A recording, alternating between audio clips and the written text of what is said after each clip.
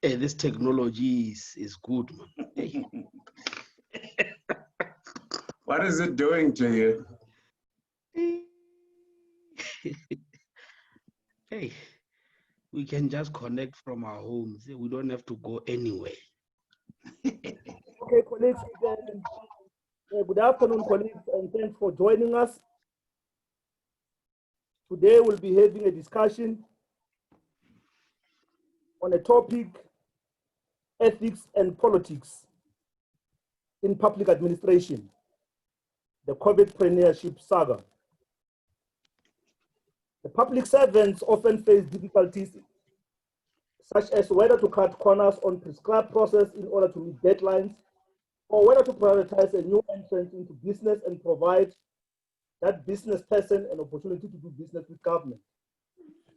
The intense pressure of meeting deadlines and being agents of transformation sometimes don't allow public servants time to reflect.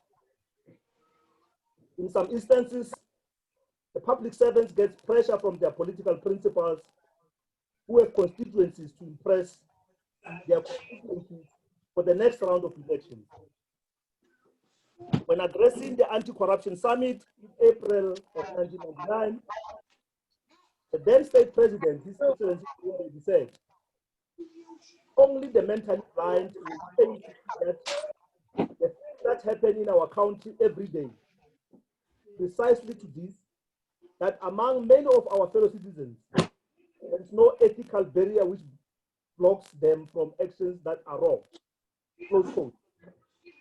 Colleagues, only the mentally blind will fail to see that the pandemic that ravaged the whole world, and of course our country, was used by some to line up their pockets. In response to the pandemic, our government put measures in place in order to stop the spread of the virus. Government had urgently procured services and goods in that process of stopping the virus. And in that process of procurement, it might happen that the corners were cut in order to meet deadlines. It might happen that priorities were given to some new entrants into business, and maybe colleagues, there was pressure here and there from political principals who have constituencies to impress. The country is now faced with allegations of what I call Covidpreneruship saga, where millions which were meant for the fight against COVID-19 were allegedly looted. Colleagues, during the TV interview with SABC on the 5th of September 1999, the late Dr. B.S. Nodé said the following, I quote, "A country that allows corruption to take over loses its soul," close quote. Let me repeat what the late Dr. B.S. Nodé said, open quote, "A country that allows corruption to take over loses its soul," close quote. We need to have a discussion on whether, as a country, we are about to lose our soul. As a country, we are about to lose our soul because of this Covidpreneruship saga. Today's discussion, which is going to be very interactive session, will focus on ethics and politics in the public administration, the Covidpreneruship saga. My name is Sediko Rakolote, and I'll be responsible to facilitate these sessions of today. I am the founder and the trustee of the Progressive Socio-Economic Investment Institute Trust, which was established to conduct public benefit trust activities. One of the programs of this trust is education. We use webinars as a tool to drive our education programs. We host panelists to discuss various topics, and in that process, there is information sharing, and we learn from each other. Today, we are going to learn from each other. In today's session, the panelists that are going to lead us are people with passion around public administration. They've studied and continue to study around this discipline. The first panelist is a PhD candidate, Mr. Khabum Rifi, and the second panelist is the associate professor at Northwest University, Prof. Berihanyani. If I'm correct, the two panelists are members of the South African Association of Public Administration and Management, the association that encourages and promotes development of good governance in service. Welcome, panelists, and all log in, relax, and let's engage.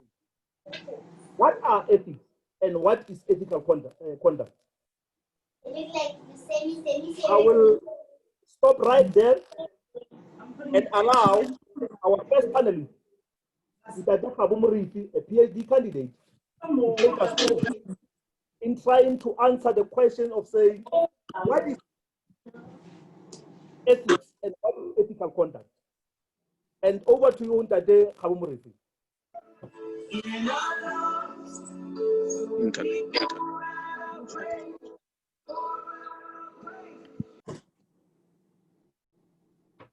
Over to you, Khabu Murithi.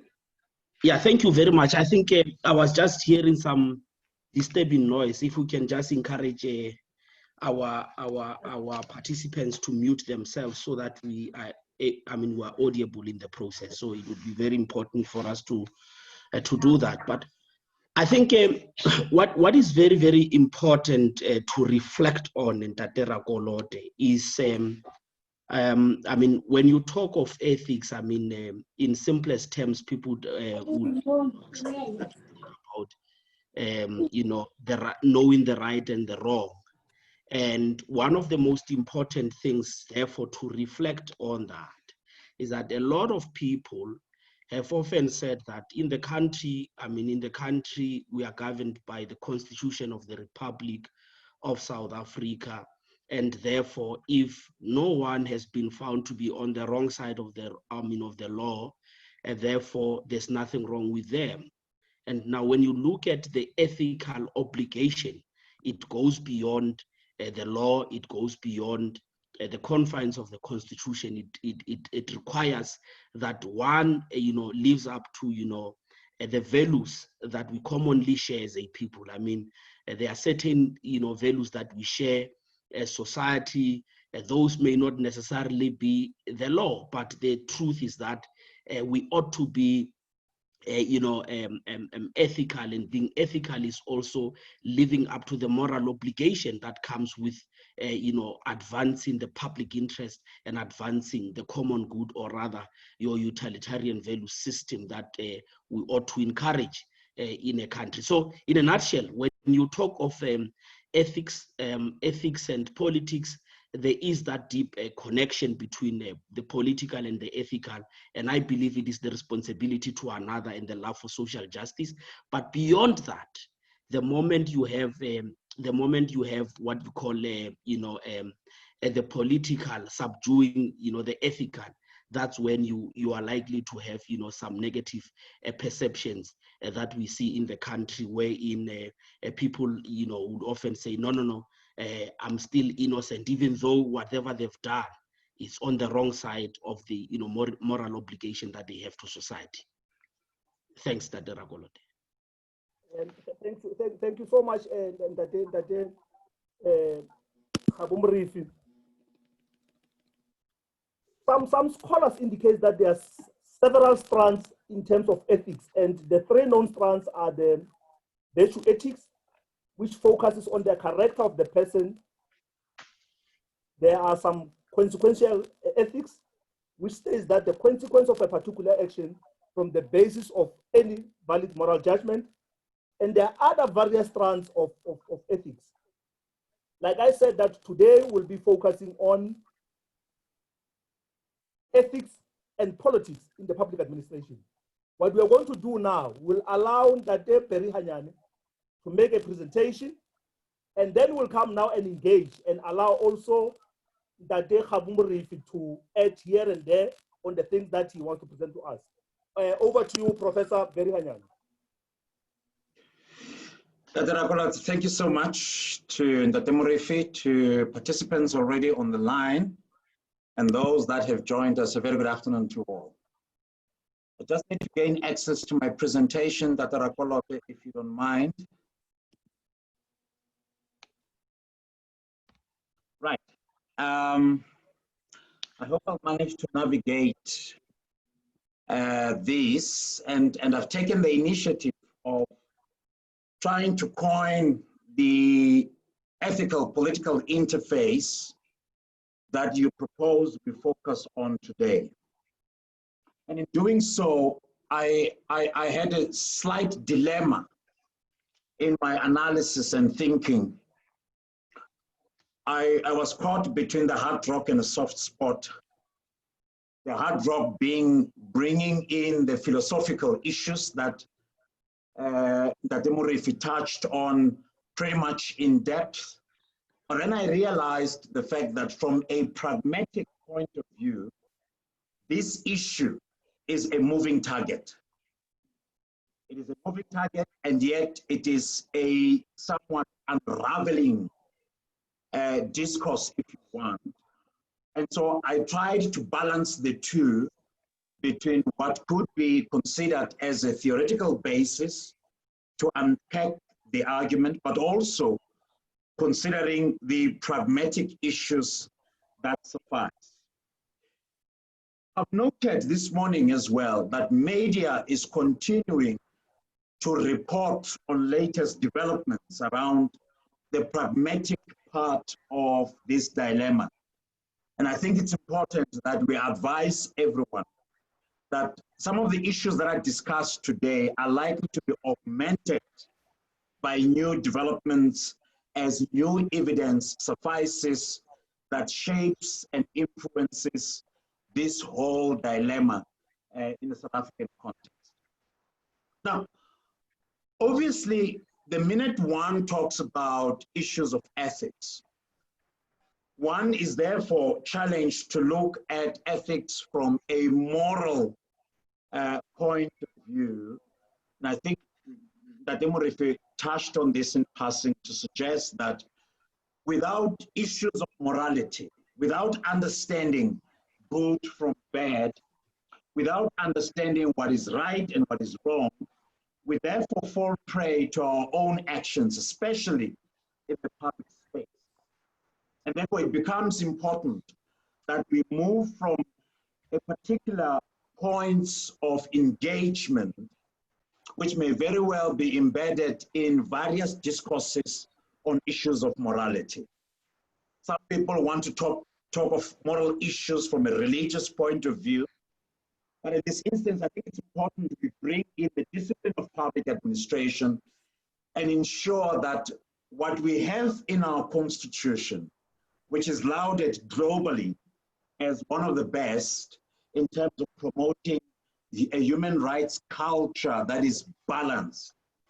One is persuaded to look at section 195 of chapter 10 of the Constitution, which basically provides for the precepts or principles of public administration in guiding public behavior, especially for public officials as well as elected representatives. And it is from this point of view that I would like to use that as an approach to mitigate and unpack what is unfolding, what has happened, and going forward, what I would anticipate as a mitigating approach to all the issues that have unfolded in the name of Covidpreneruship in this country. The issues of moral principles are located, as I've said earlier on, that are found in our wonderful Constitution, section 195. And this becomes also the basis from which a legal understanding of what is morally unacceptable can be unpacked and analyzed. It is in this context that we need to appreciate that South Africa has become somewhat of a welfare state, a state that is stretched to the limit in terms of the provisioning of public services, and to a large extent, provisioning of products and services that are meant for the poor, therefore advancing a pretty much pro-poor approach in terms of promoting what Rem Gabo said when he referred to the concept of and the phenomena of public interest. Thirdly, the reality is somewhat of a opposite angle. We live now in a hyena state, at least in the last 12 years, if not more, where individuals in the public service, in government, public sector, are appointed on the basis of clandestine relationships, are there to actually, put it bluntly, to put a finger in the jar, and in the end, the resultant consequences of that, at least in the last 15 years, was the reality of state capture, which in my understanding lays a fertile ground for COVID-19 corruption allegations to survive at this point in time. And of course, realities that we see today. I can move to the next slide.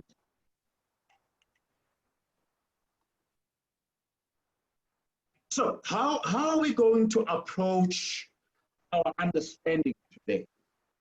The best thing in my analysis is to single out your anecdotal cases that have surfaced in recent times. We now know that the South African government has spent close to about 500 billion rands, converted into American dollars, that amounts to about 30 billion rands, in terms of provisioning of social and economic relief, especially for the poor, as well as all other beneficiaries during this time of COVID-19, and especially during the various levels of lockdown.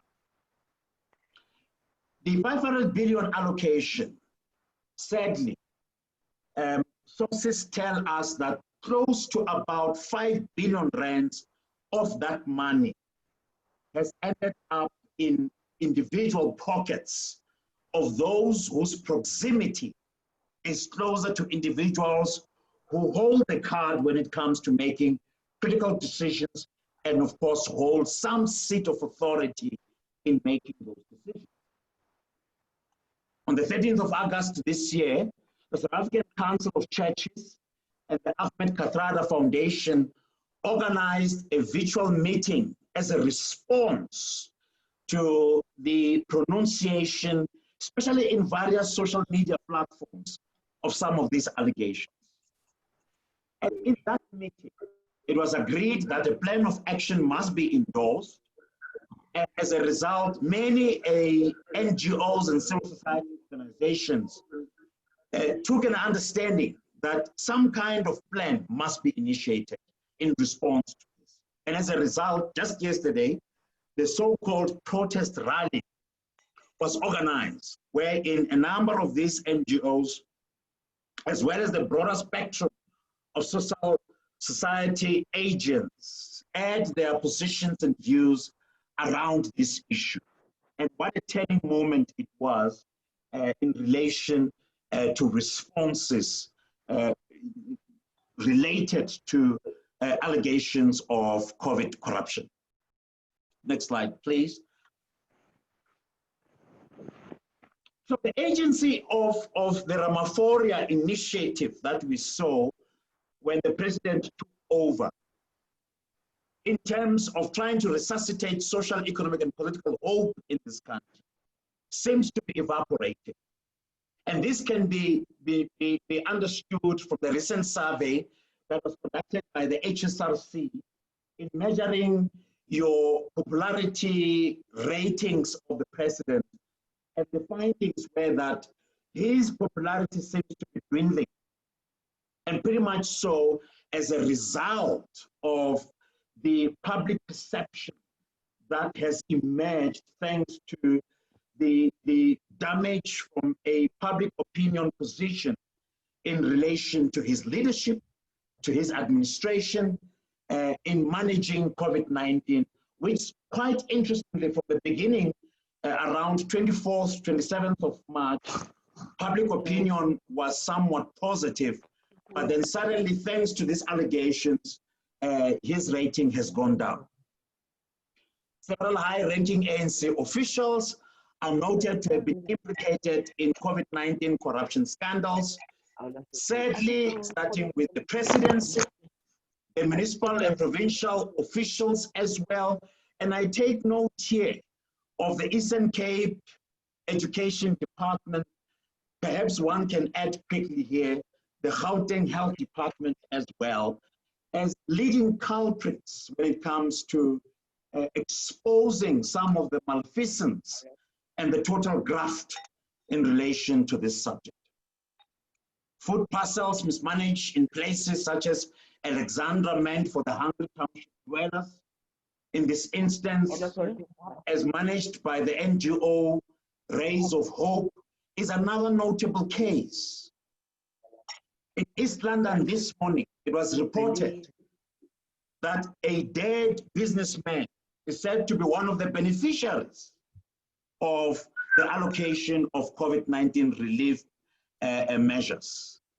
This then speaks to the depth so far of how big this issue of corruption related to COVID-19 allocations and management has gone forth. Next slide, please.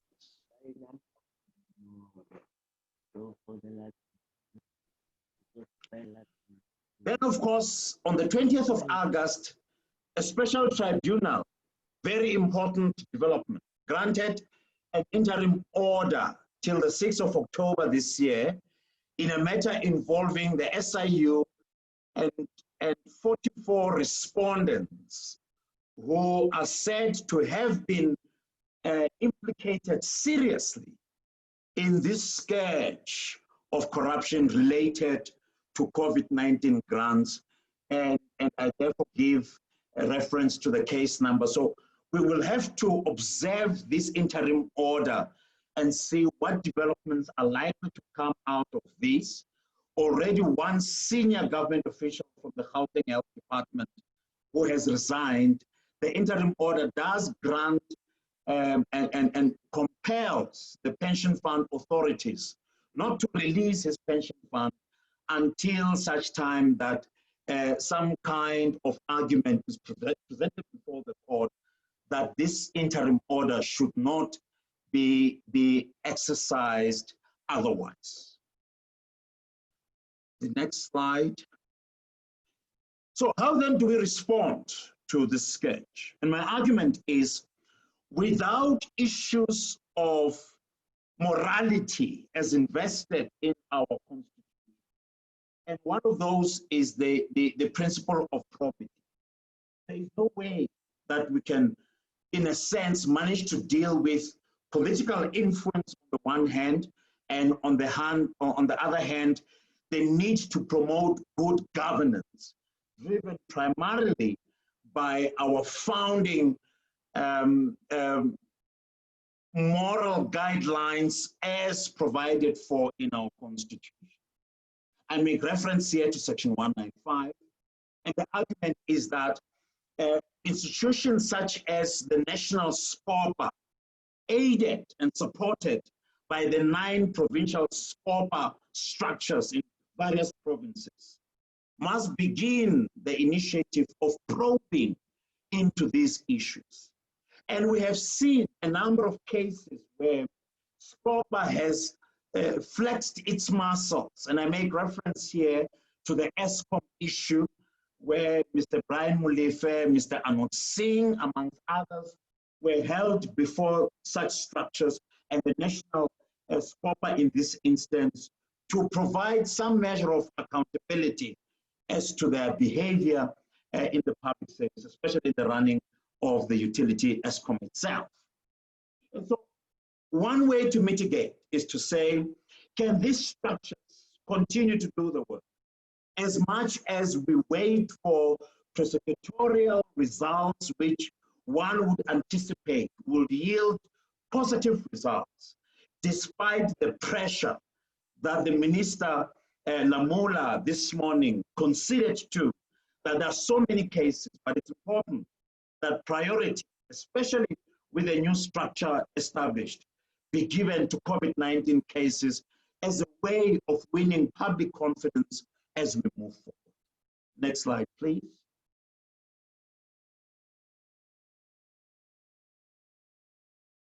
The issue of transparency cannot be undermined or underscored.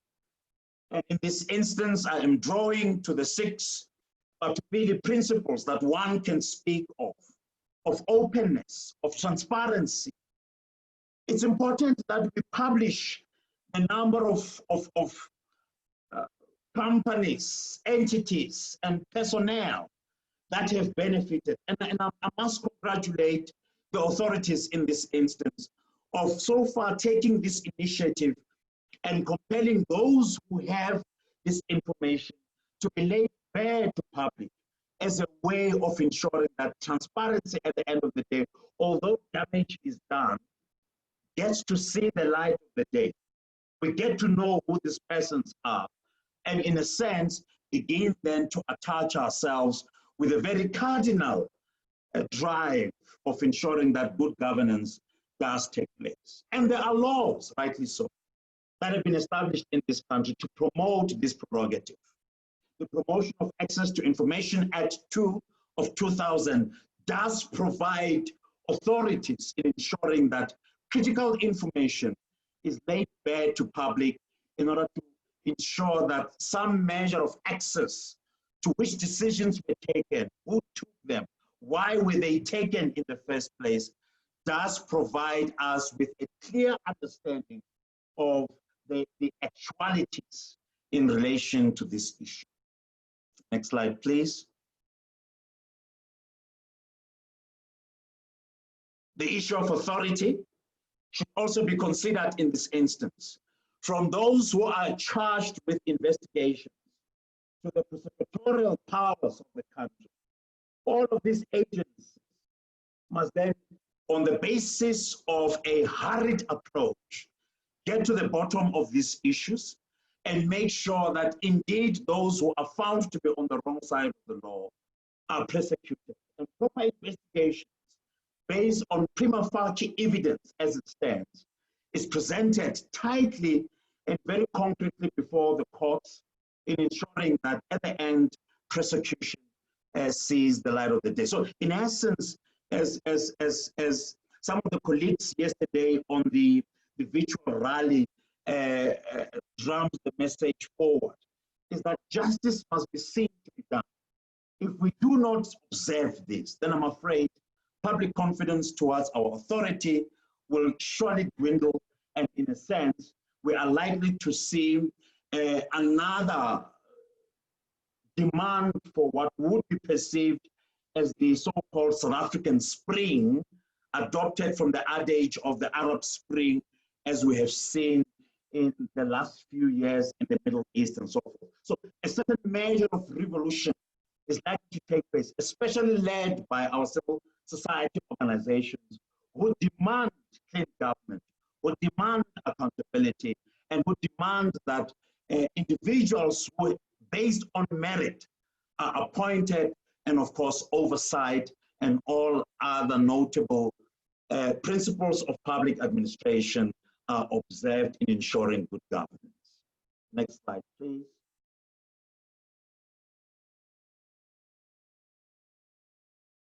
The issue of authority is exemplified in a number of ways. Here I make reference to a number of commissions of inquiries, but I must urge us that the COVID-19 corruption allegations in this instance do not require a response from government that is founded on commission. The issue of commissions has proven to be expensive. It is time consuming. It does not unfortunately promote and respond to the sense of agency that one would anticipate to be the order of the day as a response to the COVID-19 allegations. Next slide, please. The issue of accountability is extremely important, and I think I've made reference to this in passing earlier on. But those individuals who have been singled out as benefited incorrectly, and the list published as such, must be given rightly the choice of recourse to state their facts. But where, as I said, there's prima facie evidence, government must act decisively against all individuals who are implicated, starting with those who occupy seats of authority in government to those who have unduly benefited. And in essence, the rule of law must be seen to be the order of the day once again. Next slide, please. The issue of responsibility. One here makes an example of the kind of exemplary behavior that one can pinpoint. And here I make an example of the MEC of Education in Gauteng, Panyaza Lesufi, who by and large has been lauded as one person who is able to make decisions, take action above public question. And yet, unfortunately, his counterpart in the Department of Health and other related officials have been found wanting. So the question is therefore asked immediately, are we having public standards, public behavior that should be prescribed for our public representatives, including our public officials? Is the culture of good governance in our public service and public sector so difficult to establish and implement all of this aimed at promoting good governance?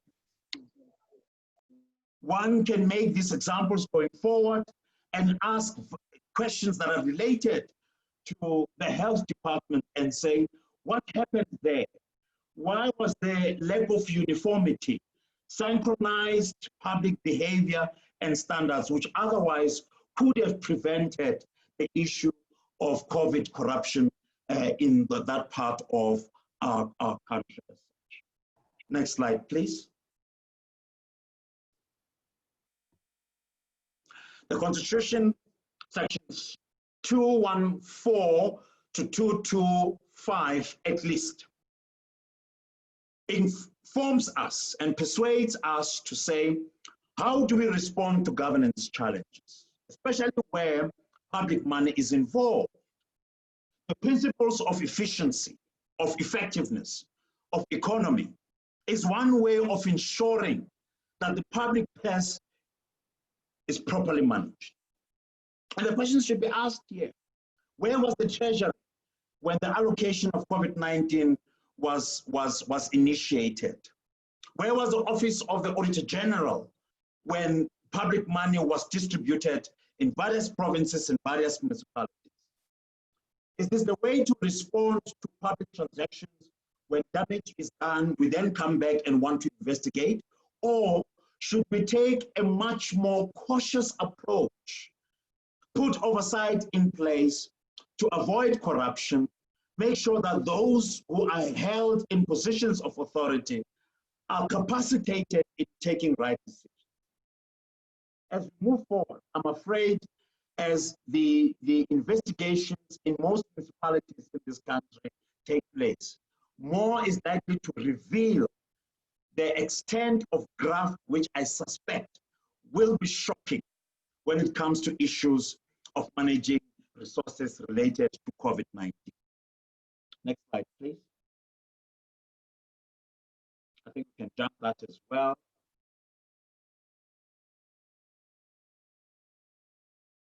Rakolote, we can move on as well. I make mention here of the report on the performance of South African municipalities audit results.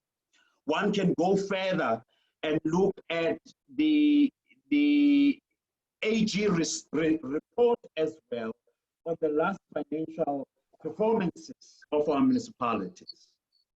As I said earlier on, unfortunately, Covidpreneruship came into being at a time when state capture had laid great grounds, fertile grounds for corruption to take place. And so it came as no surprise that against the warnings given by civil society, commentators and so forth, COVID-19 corruption became the order of the day. And this is sad, because what this does tell us is that the culture of graft and corruption in government today seems to be cemented, and to dismantle that will take so much an effort that it will require an overreach, perhaps, on the part of our judiciary, but rightly so, strong leadership that already there seems to be bankruptcy on that part. Next slide, please. Rule of law and fairness must be seen as a way in which we combat the COVID-19 corruption that we have seen. As I said earlier on, those who have been implicated must be given a chance of recourse. And one part of that recourse is to allow them to say their side of the facts. However, where there is prima facie evidence, justice must be seen to be done. Next slide, please.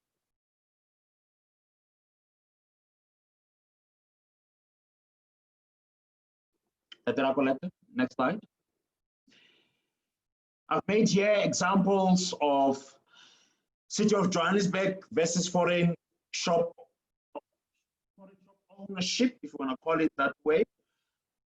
I think it's important that we reflect on other related cases that reflect on issues of governance in this country. I'm not propagating for xenophobic tendencies, but I'm simply asking ourselves as a nation, are we on pause when it comes to issues of governance? Are we able to reflect and take action where we see that there is a misdirection on matters of governance? Are we on the side of the right in relation to governance? Are we in control of all processes, especially when it comes to public life? And COVID-19, in my argument, is no exception to that argument and reality. Next slide, please. In the end, my argument rests on the issue and the principle of social responsibility. In the provision of food parcels, why is it that almost 2 councillors in Gauteng have been suspended, others in provinces like Limpopo, in relation to corruption related to food parcels? Where was social responsibility?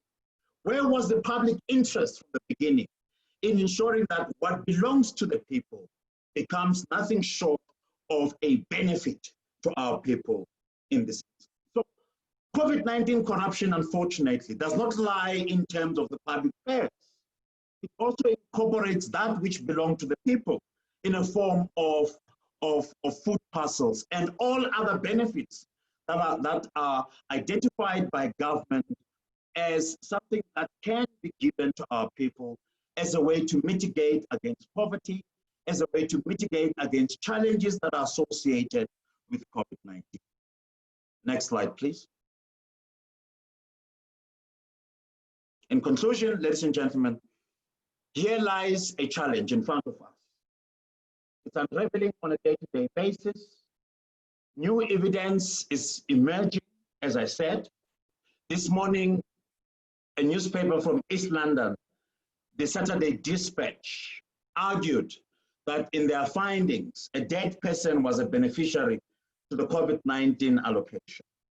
It goes on further, ENCA this morning, the television channel, saying to us a butchery, a car wash, other individuals are implicated in the allocation of COVID-19 grants and relief measures. Is this the kind of society we want to build? The sad part is that the scourge is deeper than what we thought. And unfortunately, the victim in this instance are beneficiaries who at this stage were supposed to be at the mercy of our government, and unfortunately their plight continues to subject them to poverty and of course disempowerment. Thank you.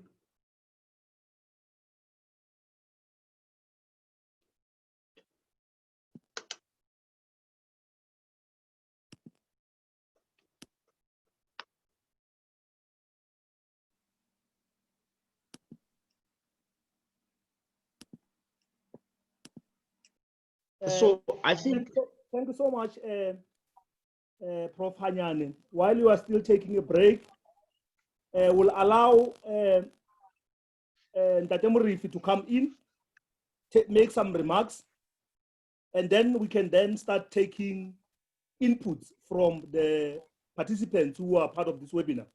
But what you said is that the public has to take responsibility in the fight of the craft that is in government, because the resources that are being allegedly looted are the resources of the public themselves. You said the SCOPA must initiate probing cases, there must be transparency, authority must take charge, justice must be being served, and like you said, there must be social responsibility. Ntate Morifi, please take over and give some remarks and your additional input. Then from there, we will take some input from participants in the panel. Thank you so much, Prof. Anyane. Over to you, Ntate Morifi. Yeah, thank you very much, Ntate Rakolote. For sure, you can see the picture that I've just shared on the screen. Yes. If you look at that picture, it's a child who's more concerned about the future and says to the father, "Dad, I'm considering a career in organized crime." And the father responds, in which sector are you trying to pursue that, in government or private sector? Because I think, I mean, from the picture, one can be able to analyze that indeed our private sector and government have become the theater of, corruption, a theater of, organized crime, and to a great extent, if you are to talk about public administration and ethics, it would be very important for you because to reflect on both the two, because at some point we are pursuing what we call a developmental state, wherein we believe the state must be the anchor of development in society, and therefore in our pursuit for a developmental state, it becomes important not only for us to reflect on, on government corruption, but also to reflect on private sector corruption, because the two are interlinked, and the relationship between the corrupt and the corruptee often manifests itself at that level. And to a great extent, the Solidarity Fund and complaints, by Black business, on your PPE corruption reflects what we are talking about here in the private sector. To a great extent, we are told by Black business that from the Solidarity Fund, there have been, efforts to sideline Black business, and that goes against what Professor Barry Anyane was talking about on the EEE as one of the principles of our constitution in section 195, where it talks of effectiveness, efficiency, and the economy. So meaning that if you are to buy, public services, they've got to be very economic, but also ensure that, they're effective and there's efficiency in the utilization of public funds. But now in the context of the private sector, the latter aspect, which is the economy, is the one that is often used. It is often used because you are looking at competitive bidding, meaning that whoever gives you the most cheapest offer is the one that must be given priority. But to a great extent, economy does not always reflect the imbalances of the past and transformation in our sector. To a great extent, white businesses have always been historically, empowered through apartheid affirmative action, and to a great extent, new players that are trying to get into the space, chances are that the cost of doing business does not always empower them, especially when you look at the economic aspect of, the principle of the Constitution, wherein you are looking at, trying to give a competitive bidding, but competitive bidding would always benefit those that have, been at the receiving end of, apartheid affirmative action. So it is one issue that I needed to reflect, that Solidarity Fund, at the level of Solidarity Fund, there's been bureaucracy. They've bureaucratized the process of, getting a Black, Black business into the play, especially on PPEs.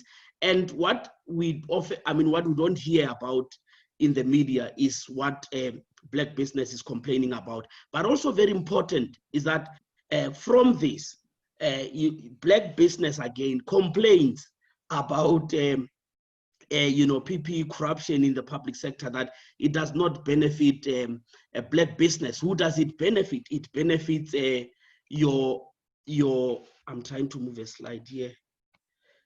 It benefits what we call instant business personalities, your PPEpreneurs.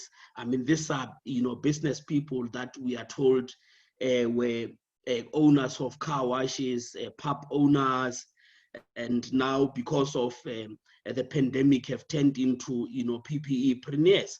They in common, they have links, to politicians and senior bureaucrats.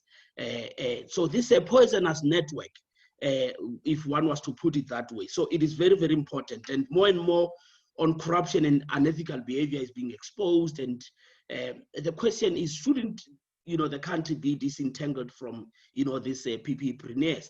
Why am I saying this? This is because there's an ethical deficit from the leadership of the state. I mean, from our state institutions. If you look at Gauteng, I think Professor Hanyani intimated about all the cases, and he has went on to reflect on the status quo on issues that are reported in our media, and there may be others that have not been reflected. But the truth is that this pandemic has helped us to see the hidden face of public procurement in our state institutions, that it is, I mean, there are people who are positioned to loot from the state, and these people are closer to those in the leadership. And one of the worries one has is that the president, especially on his spokesperson, has not been very clear.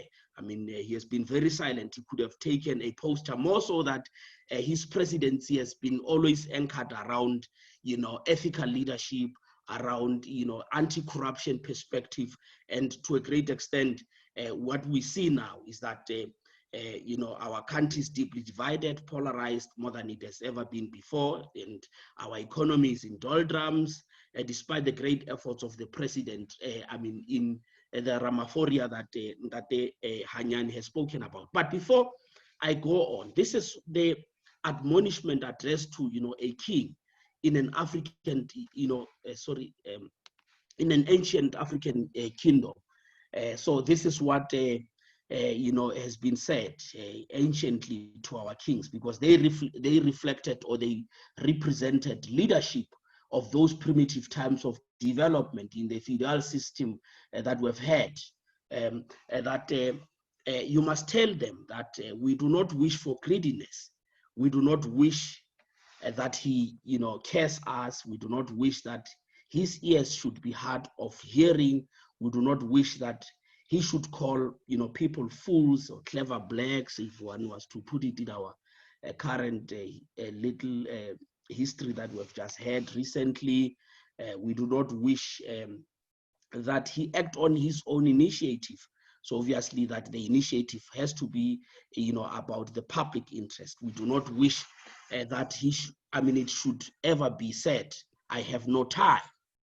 We do not wish for personal abuse, and we do not wish for, a personal. So this were, things that the king or the leadership did not have to do.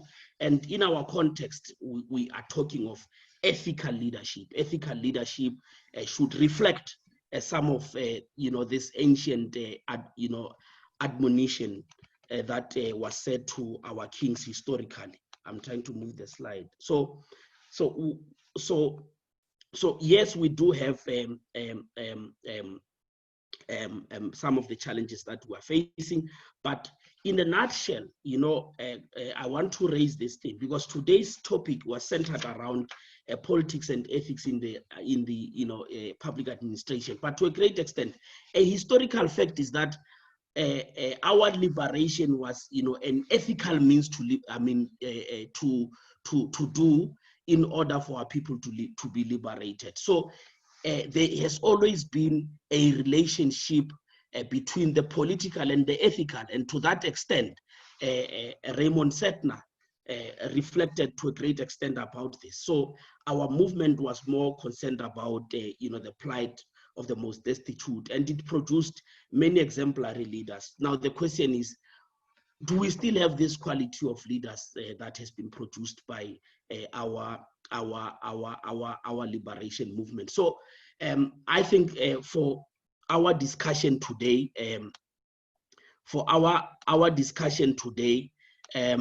we've got to really, oh,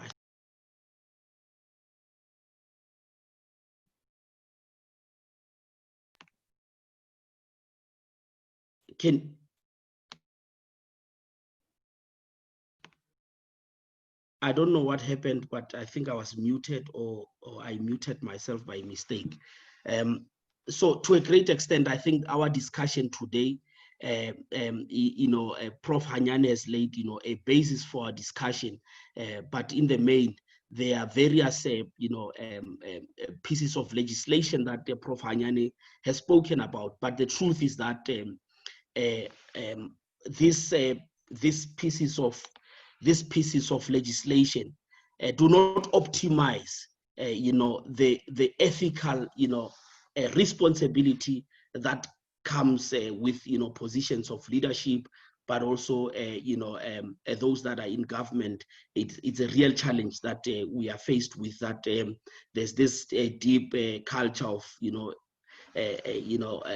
unethical leaders, and which to a great extent polarizes our state institutions. And thanks for the opportunity, and Rakolote. Thank you so much, and you raised a very critical point, and one of those is that the current COVID-19 pandemic has unmasked the hidden face of public procurement and has revealed to us that those who are closer to power are having access to the resources.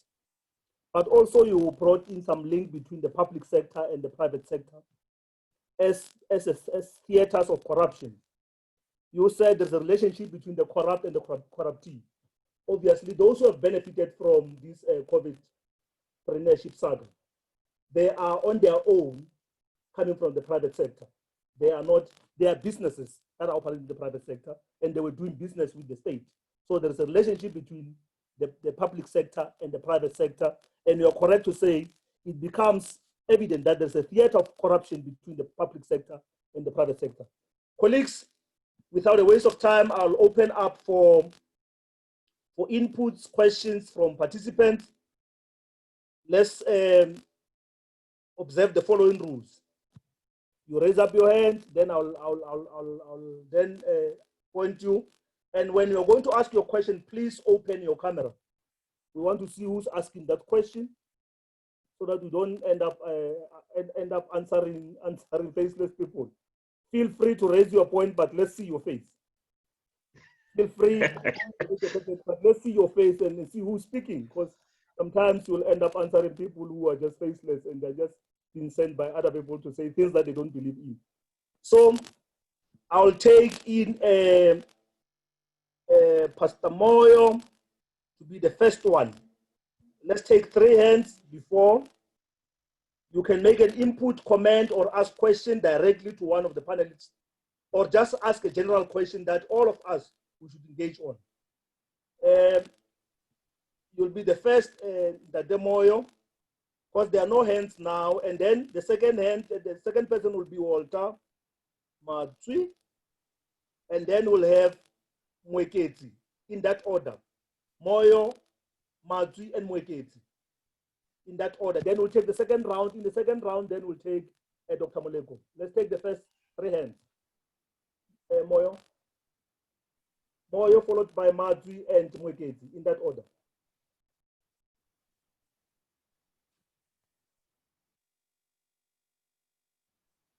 Moyo, we can't hear you.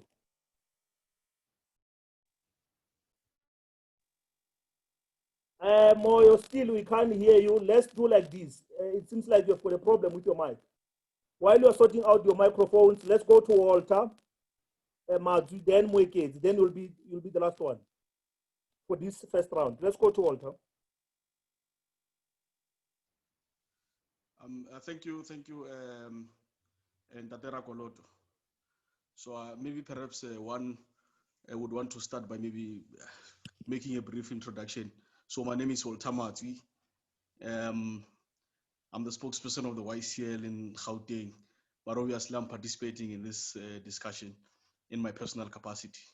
So I just wanted to lay the basis for my comments, you know. So I want to throw something into the wild wind. I mean, I've followed the discussion between Prof.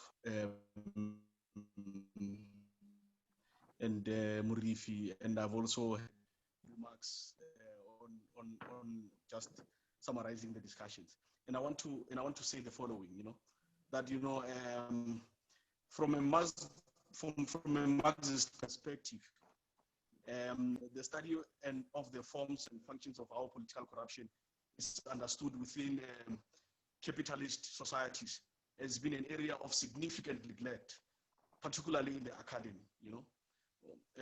There have been countless studies that and economic interest upon politics. Now, but there has yet to emerge a system of or a cohesive approach and understanding of political corruption as such. So this is a view that I hold in line with how the discussion has been unfolding, and I think there is a serious neglect. I mean, if you listen to Murifi's input and Prof's input, you'll get to understand this void that I'm speaking about, that either of them want to confront the whole issue around the fact that as long as we've got a neoliberal state and a capitalist society, we will never get rid of corruption. So we might talk about throwing the book at so and so who has been found with their hand in the cookie jar, or chastise them as we always do in public platforms. But the reality of the matter is, as long as you have got a capitalist society, I mean, you can trace back. You will see that political corruption, as we are seeing it today with Covidpreneruship and the whole COVID-19 procurement saga, you will then realize that capitalism has brought with itself in the political space and the economy very corrosive pathologies. Pathologies that lays a safe basis for corruption and whether in the public or private sector, as Murifi has been putting it. For me, there's no difference. The ideology in the public sector and the private sector is the same ideology. So it doesn't matter where this corruption is happening. We've got a corrupt society because the system of organizing the state and the system of organizing the political economy of the country is a very corrupt system in itself. Therefore, it will be very, very difficult for us to deal with without dealing with the basis of these. Here, the discussion, we're just addressing symptoms. We are tinkering at the edge, Prof. Hanyan. We're tinkering at the periphery. We've not yet begun to deal with the elephant in the room, which is the organizing principle of society and the economy, which is a very capitalist system, organizing principle. Thank you, Dr. Rakolote. That's the points I wanted to throw into the discussion. Thank you, Dr. Mutsi. Walter Mutsi. Isn't Dr. Matwi? Sorry, point of correction, Dr. Mutsi. Apologies for that, Dr. Mutsi. Your argument is that the characteristics of capitalism is greed, fraud, and corruption. So as long as there's capitalism, there'll always be corruption. You're arguing that capitalism is inherently corrupt. Therefore, for us to deal with corruption, we must confront capitalism. That's what you're saying. You are saying the characteristics of capitalism is greed, fraud, and corruption. Therefore, you cannot expect to have capitalism and not have corruption. You cannot expect to have a fire and not have a smoke. So they are interlinked. You cannot expect to have a gun and bullets and not having somebody die because there's a gun, then people are going to die because there are guns and people will shoot each other. So capitalism is inherently corrupt. As long as the government is run by capitalists, then there's corruption. That's what you're saying. I was just paraphrasing. It is not my view. I was just facilitating. Okay, I will take on Dade Moyo, then followed by Mweketi, and then we'll take then Ntabiseni. And Dade Moyo. We are still struggling with your audio, and I wonder because you are in the province of KZN now. Your audio is, we are still struggling with your audio. Please sort it out. We go to Mweketi. Please sort out your audio. We are going to Mweketi. Mweketi. Yeah, thanks, Ntate Sediko. My name is Mweketi Mahlangu. And then I enjoyed the presentation by Khabo and Professor Hanyan. I always enjoy the views of Professor Hanyan. My concern is about the impact of this current development with regard to Covidpreneruship. There's a rampant corruption, and then next year we are going for local government election. What are the predictions from both Ntate Hanyane and Ntate Khabo with regard to local government? And then from their perspective as individual citizens, what should be the attitude of the voters towards this current government? Because I believe that South Africans voted Ntate Ramaphosa with a belief that he will sort out corruption, not with a belief that he will change the policy perspective to be more socialistic. And then I have the last point that I want to make with regard to the question that was raised by the spokesperson of YCN. I didn't capture the name properly, but I think to blame capitalism as a corrupt system is scapegoating. Remember, the current government, the government of a tripartite alliance led by the ANC.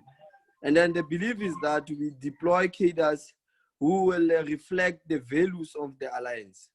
And then I don't think that the intention of the party or of the ANC is to be converted or be controlled or be consumed by capitalist system. The role is to change capitalist system. And then for them to succumb to a corrupt system, that means they are failing to executing their role as a liberation movement and as the party of the working class. So that is a very scapegoating point.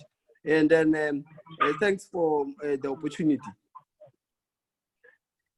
Sediko, can you hear me now? Thank you so much. Mr. Moyo? Can you hear me now? Yes, now you are very clear. All right. That's good. Good afternoon to Professor, the host, Sediko Rakolote. I have so much to say, but I'll try by all means to be as brief as possible. Because see, in our KZN language, we will say ngesizulu sakithi sifuna ukubambe empondweni. The problem is not there. I think I will agree with I think the latter speaker, the other one. The first problem that we must deal with as a country is to dismantle the powers that we gave to a capitalist system. The biggest problem is that as a country we are confused. We don't know whether we are a capitalist state or a socialist state. We just there. We don't know which direction we should take. That is why when you go back to the ruling party, we use a statement, a very dangerous statement, that we are a broad church. For the moment you're saying you're a broad church, everybody's allowed to implement what suits him or her. Number two, I've learned something in a theological space that says a leader is prepared before the foundation of the world to be a leader. Now, those who believe in Karl Marx and Lenin, they have something very interesting that they believe in that says, you are not born a leader, but circumstances and situations, they bring forth a leader. Now, you want to deal with corruption, as I said, we want to deal with corruption, we are late. The system that we have adopted in 1994 was corrupt. Now, let's bring just one case scenario. You have these 5 groups that were building stadiums. There was a serious corruption. It was not on media. Even today, this man, Steinhoff, or the man of Steinhoff or Mainhoff, I can't pronounce them, but whatever the name is, there was corruption. They were reprimanded. Now we talk about PPEs, that is corruption. And by the way, the main beneficiaries of these PPEs are white people. But they've done this thing. They've created a tag somewhere and they hang over a black man that we are corrupt. The government of the ANC is corrupt. The ministers are corrupt. The problem is the system that we adopted in 1994. The system is corrupt. Therefore, if you really want to change the problem that the country is facing, you must change the entire system.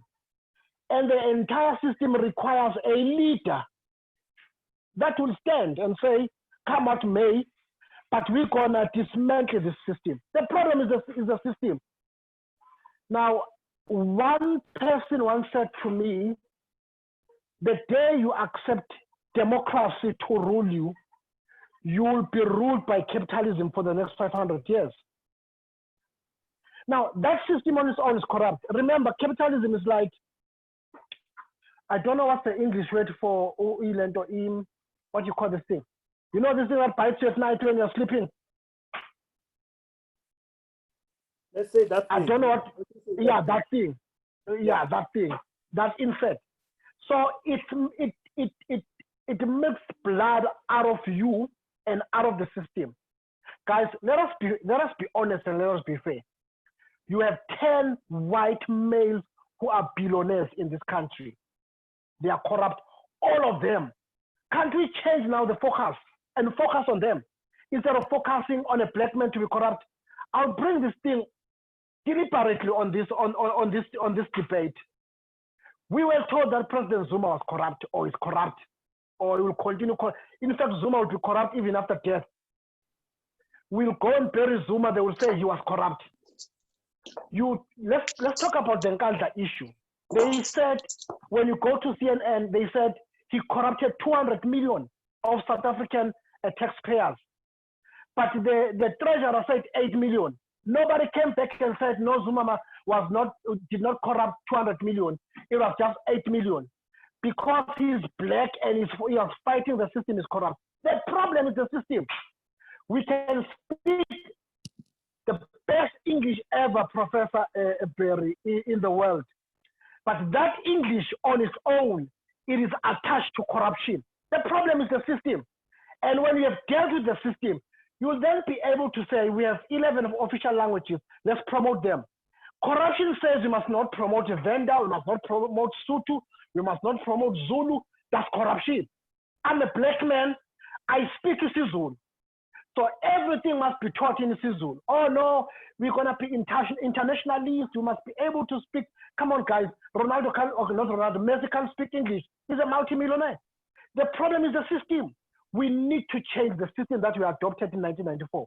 Okay, And on top of that, in my conclusion, Sediko, before you say I must conclude, on top of that, the biggest problem of the ANC was Nasrec. We don't want to talk about that. You want to talk about corruption? There was corruption in Nasrec. Let's deal about the corruption in Nasrec. Because you are dealing with PPEs that are just now. And remember, after PPEs, there will be another scandal. The problem was Nasrec, the problem was 1994, the problem was Codesa, the sunset clause, and many other things that we don't want to deal with. Let's deal with those things. And lastly, Khabo, we must allow our system to give birth to a leader that will take us to a promised land. Thank you. Thank you, Mfundisi. We'll check if there's a system that will take us to the promised land. You speak like a Mfundisi. There must be always a promised land. And we'll take in Dr. Moleko, then I'll give chance to our panelists to respond. Dr. Moleko, your hand has been up for a long time. Thank you. Sorry, I'm also babysitting at the same time, so you'll excuse me, I'm gonna stop the video. I was gonna ask the panelists a question. I don't necessarily agree with some of the statements made. I'll put a case in point about the systemic issue. I mean, there's a lot of countries that are run by capitalist government or capitalist economic system. For example, the Asian countries. I will exclude China for now. Many of them, you've seen that they deal with corruption. They are able to use, because this is the public funds, which we are focusing on today, so I'm just going to focus on that. They're able to use the public funds to the benefit of the people and use the public funds to the benefit of the individuals in society. I think the problem we have is not just a South African problem, it's a continental issue of how we use public funds for the benefit of the people of the citizenry in our countries, the respective 54 African states. South Africa is but one. I think that we need to revisit our principles and I think it goes back to our values. I think it was mentioned just by the first speaker right at the start, that the values that we have need to really be revisited, because you'll find that the very same countries like Thailand, Vietnam, like Singapore, like Korea, some of these countries have actually espoused democratic, and also they've also espoused capitalist type economic systems, and they're able to use the large majority proportion of their budgets for the people, and you don't see the type of malfeasance that we are seeing on the African continent. And I'm not just going to single out South Africa as a case in point, but I think we do have a problem about how we illegitimately and consistently use the power that we attain for the benefit of maybe a handful of people or for ourselves. So I think we need to go back to our integrity and also our ability in terms of our ability to make use of public funds with the long-term gain for the benefit of the people of the country. And I think that's where we fail. I think I wanted to ask the question. You also would find, my other argument would be to say, communist states also have corruption and corrupt cases that are found in those. And it's not necessarily, you need to do a case study. You can go to China, you can go to the different countries where communism hasn't necessarily succeeded for various reasons, and also corruption is found there. I think it's an issue of the human heart, the human condition, the issue of the condition of the human heart. I want us to talk about that what is it in our hearts, the condition of the hearts of our leaders, that doesn't enable us to look for the benefit, because really that's what it is. The money that is meant to be used for the masses is then not used for the masses, but it's used for the few. The cost of the businesses is usually doubled, tripled, irrespective of the type of product or service. And then that means the state can only do less. So if that money was meant for education, if a few rands, let's say X, then that X is added a certain percentage or proportion for the bribery, for the corruption, for the extracting of rent, so the amount is increased or doubled or tripled. Therefore, the services are only able to meet for as fewer number of people. to the expense of the state, and the state needs to borrow. So you find that in the fiscus, the actual proportion that is actually used to service delivery is much less because of these type of practices. What is wrong in our hearts that causes us to not look for the good of our people? Even if there was a communist system, do you think that our people would benefit with the type of leaders who are not able to espouse basic principles of looking for the good of people, looking at serving the people, looking at the benefit of the masses of the people? I want us to look deeper in this. There's a saying that says that the love of money is the root of evil. The way in which this love of money, the love of nice things, the love of fast cars, big status things, that changes us and makes us to behave in a certain way. I think that's what we need to also look at and deliberate on, as to why is it that we are so changed by money, and when we get power, we become other people that do things to the detriment of the very people we said we would serve. I will pause there. Thank you, Dr. Moleko. Before I give a chance to our panelists to respond, let me just summarize what was said by Moeketsi. Moeketsi spoke about the impact of corruption to the society.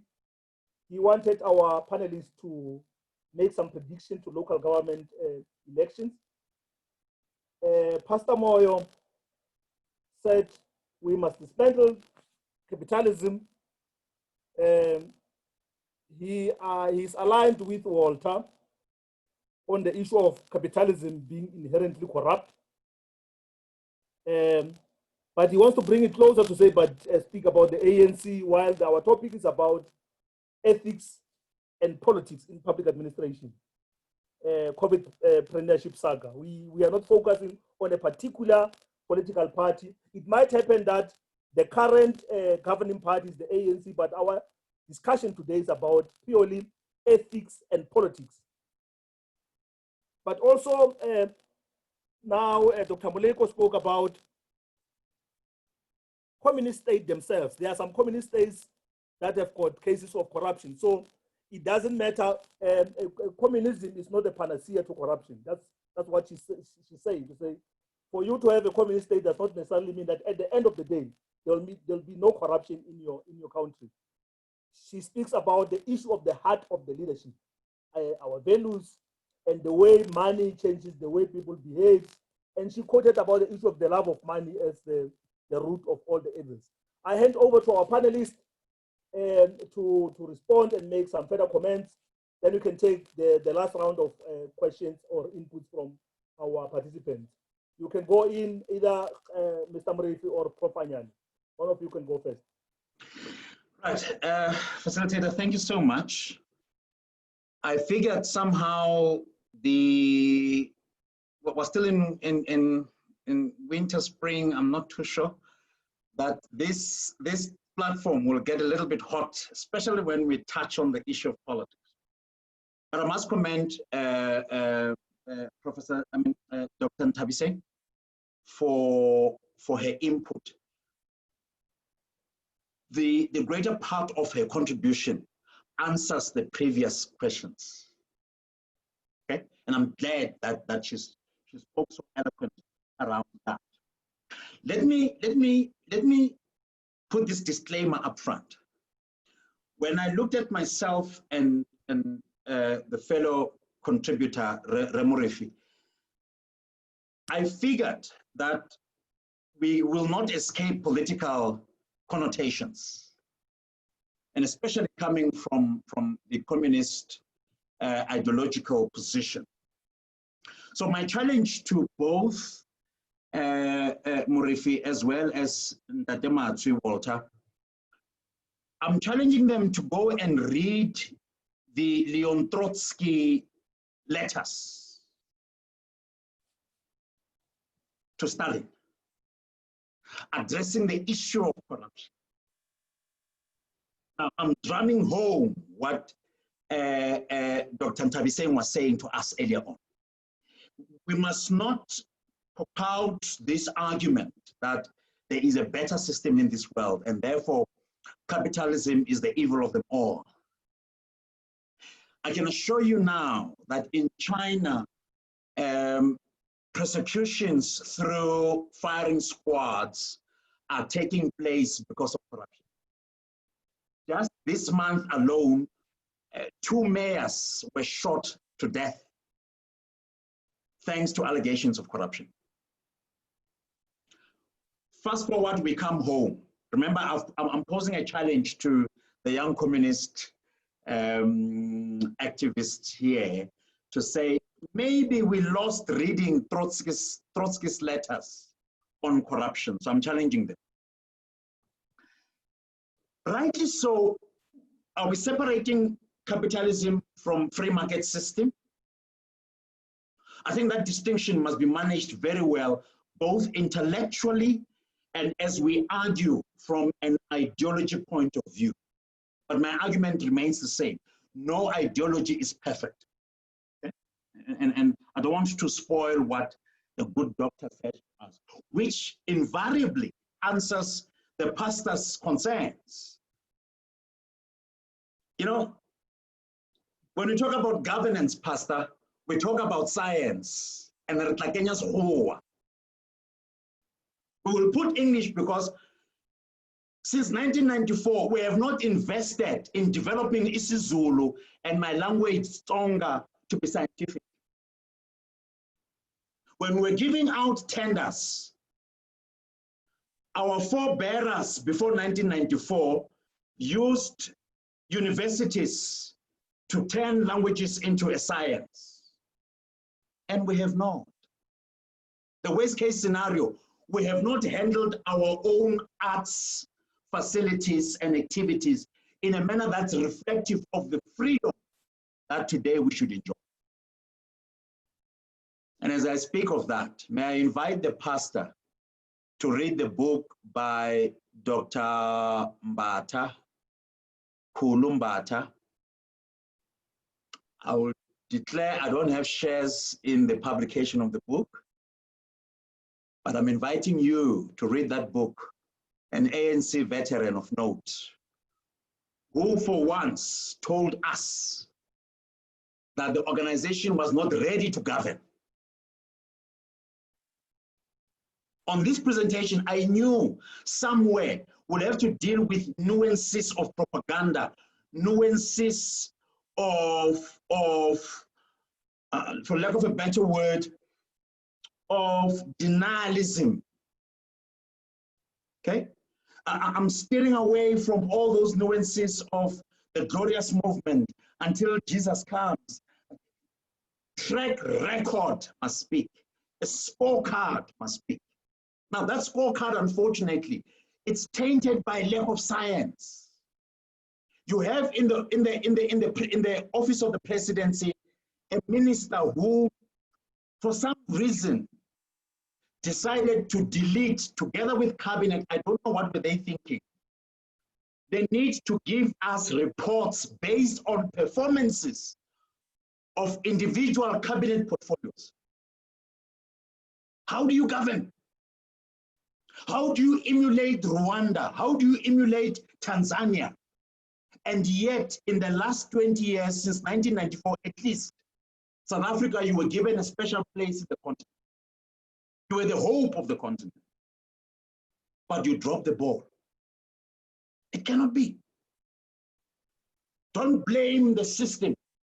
Don't blame the player. Deal with the issues heads on. You are appointing people who do not have qualifications, who do not have experience. You are using deployment for wrong causes. KZN is that woman that you decided to bring to the fore to make decisions on behalf of the people.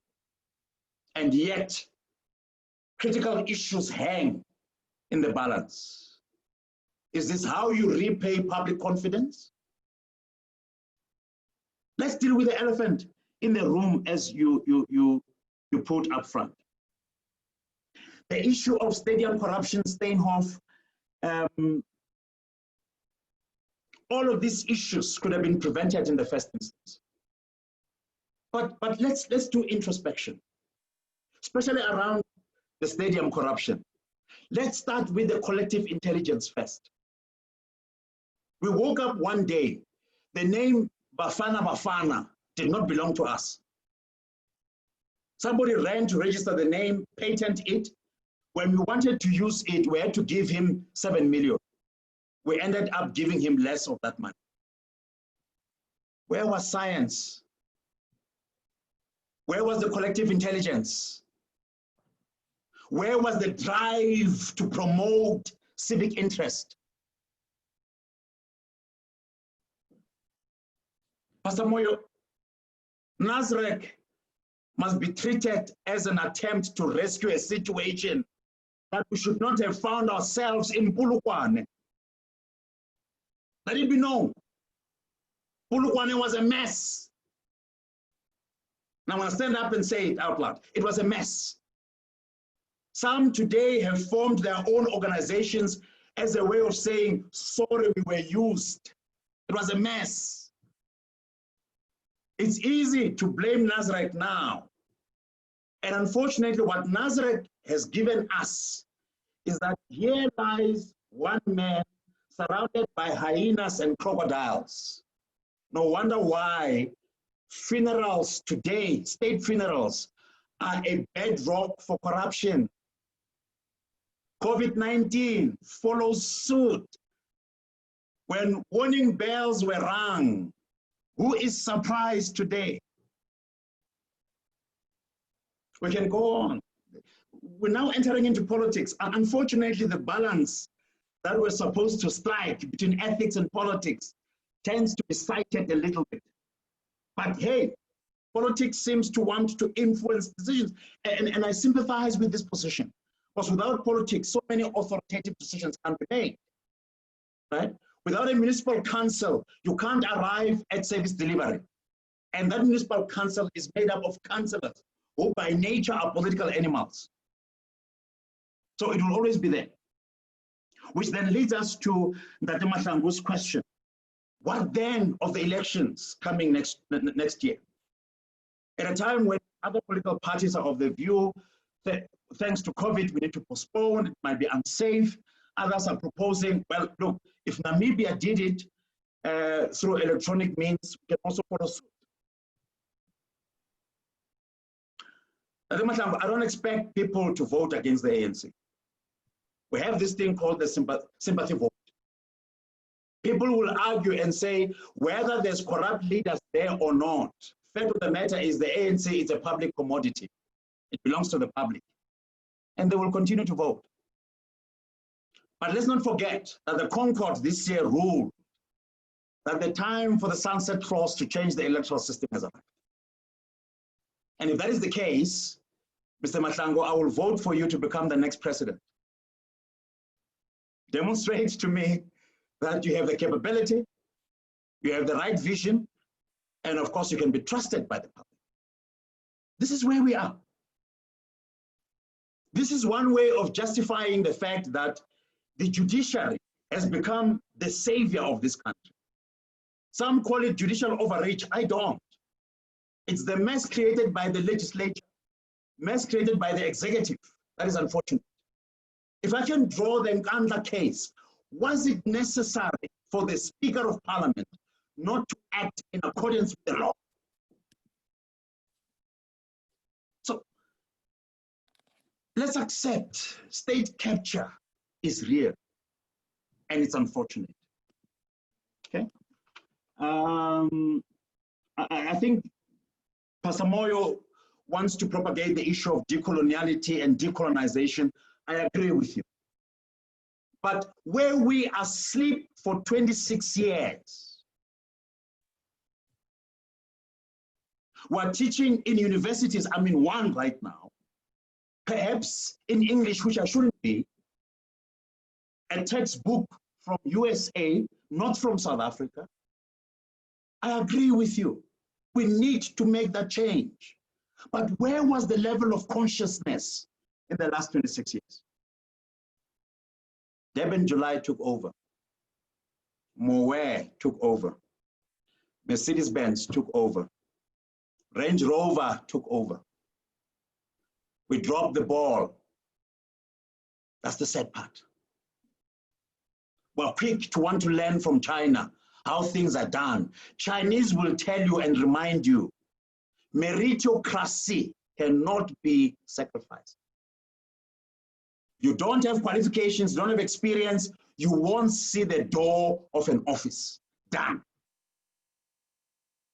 In Japan, students are taught to clean their classrooms. No janitor is hired in schools.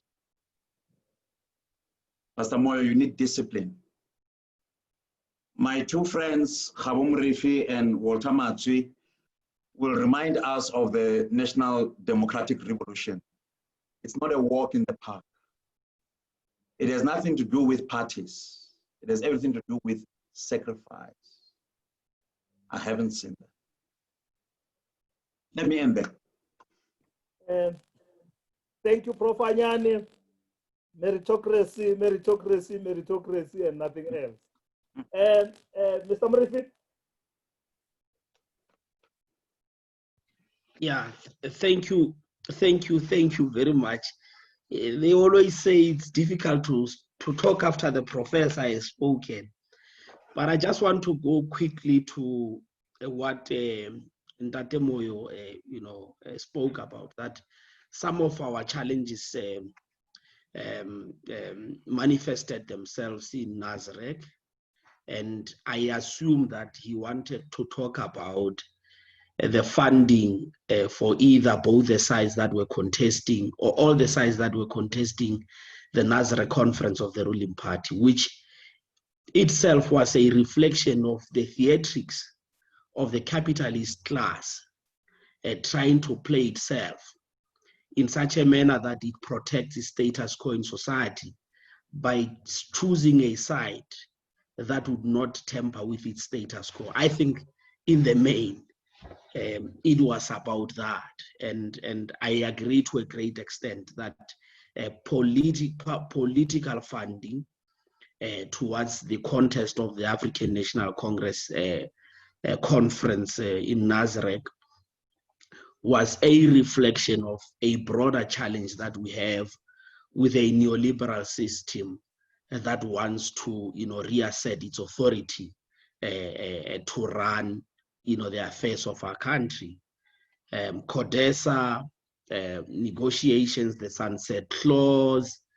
We shouldn't disassociate CODESA or the 1994 democratic breakthrough from the broader context of that time, wherein there wasn't any alternative towards the neoliberal order that we currently have. We've had the collapse of the Soviet Union at the time, and there wasn't any alternative to the socio-economic model. And this is where I think we're caught up into the situation and at the Moyo that we find ourselves in. Matsui says corruption. Capitalism is inherently corrupt. I think I would agree with Matsui and Professor Anyane said I was gonna do this, but the truth is that one of the things that capitalism does, it promotes competition, not equity and equality. What do I mean? It brings with its key tenets competition.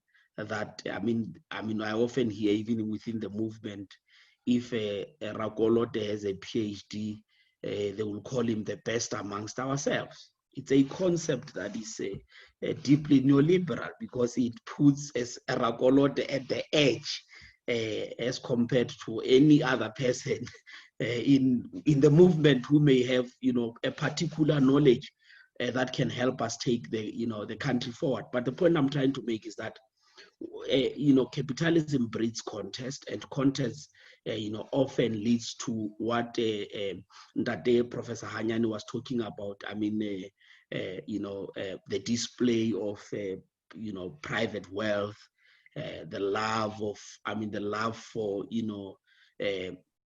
bling bling and ostentatiousness and all those things that comes with the benefits of capitalism. So it's something, and I've often said, I was invited to the National School of Government, I think, when was it? I think it was a year back, wherein we're asked to talk about this Batubile principles. And I said, look, the moment you have a microeconomic framework in the country whose fiscal policy is centered around neoliberalism that prioritizes the accumulation of wealth by the few, you would never prioritize ordinary people first. And to a great extent, looking at the challenges that we've had during the pandemic, we have seen how pressure groups, especially those that have been hit hard by the pandemic, your big capitals, how they've been influencing, government to take particular postures that do not necessarily prioritize the lives and the safety of our people. And you'll agree with me, we are in some of the challenges that we have today. Not that I'm promoting the lack of, economic participation that came with, about with the restrictions during level 5 and level 4.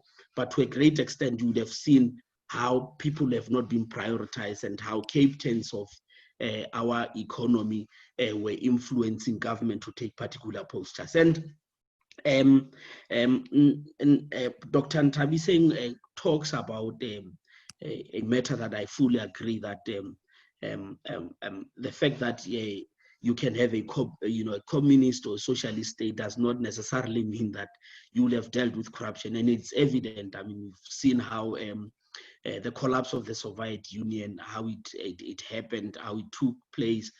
To a great extent, it was about totalitarianism and many, autocratic tendencies that came about with the lack of democratic participation and engagement within the party of socialism and stuff like that. And in many other, in other parts of the country, in Ghana, if you look at the independence and what led to the coup after Kwame Nkrumah's leadership, although the country had taken a particular posture towards socialism, but the reality is that there was widespread corruption. And Aigwe Ama, intimates that in the book, The Beautiful Ones Are Not Yet Born, which lays bare, corruption in Ghana, and which I do agree to some sense, to some extent. But in the main, I think where I'm coming from is that my challenge with capitalism is that it promotes a competition, and competition that to a great extent does not prioritize the common good, but about the benefit of few. And in the process, it creates the inequality, or it widens the inequality that we have. And Mwekezi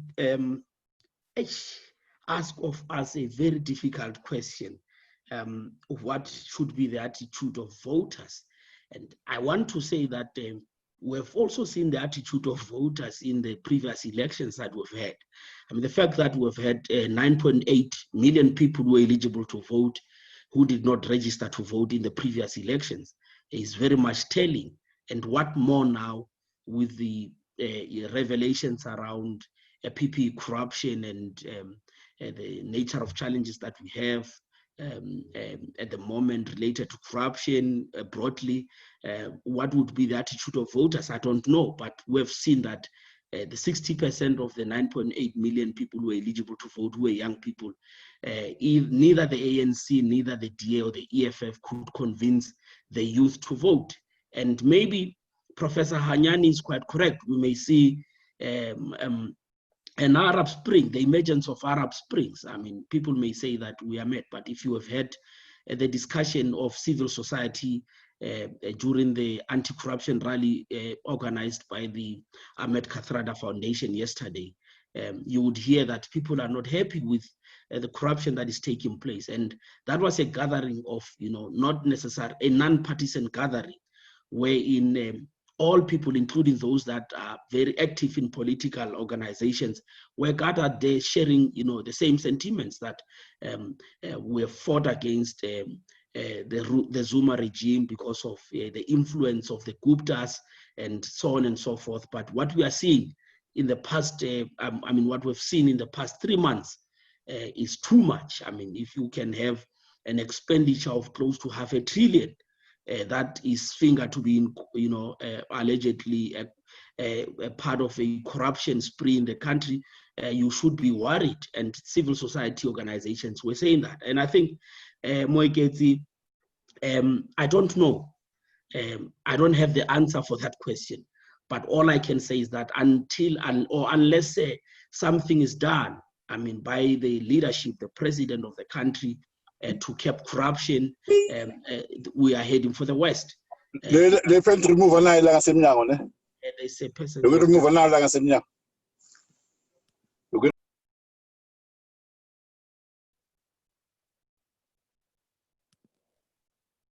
I muted myself instead of muting the person that got in with a vosho there. He got into our discussion with a vosho.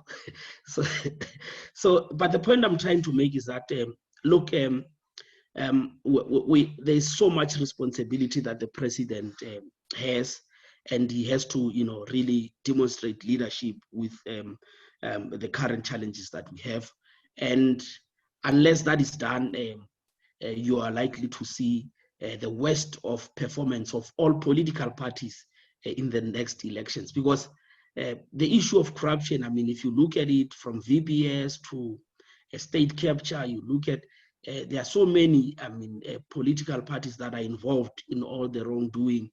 So it's a real challenge for the country. So we've got to just hope that the leadership would restore the dignity of the people and get things right. And I think Dr. Ntabiseng also raised a very important aspect. I mean, the inflation of prices during, a procurement is something that I think we've got to reflect about. And Ntate Rakolote, you see, earlier on when I spoke about, I mean, the principle of economic utilization of the public resources, one was really saying, when you look at that aspect, you've got to strike a balance, especially in addressing the imbalances of the past. There would be wide business that has been, that has benefited from apartheid affirmative action, which may compete or bid lesser than black business that is, affected by issues of cost of doing business and so on and so forth. But the point is, this should not be exploited to, I mean, it doesn't make sense. A person charges a mask that they buy from China 3 rand, 100 and something. It doesn't make sense. So you go, I don't know whether it's close to 1,000% or whatever, if something like that exists, but it is very, very wrong. So it goes against even the principles that we're talking about of addressing imbalances of the past. While we do so, I think it is important to just reaffirm the principle of addressing imbalances of the past, but also for black business to be wary of the fact that, I mean, consciousness, just to understand that you have the responsibility to save public money and never to charge and take advantage of the opportunity that you are given. I thank you, Ntate Rakolote. Thank you so much, Ntate Murifi. You are emphasizing the point that capitalism promotes corruption, and when there's, capitalism promotes competition, and where there's competition, there's likelihood that others will cut corners to be the winners. So when there's a competition, others will cut corners to be the winners. It's possible. And in cutting corners, there might be corruption in cutting those corners. You reaffirm the importance of redressing the imbalance of the past. But there's also, Professor Hanyane requested us to go and read the letters of Trotsky.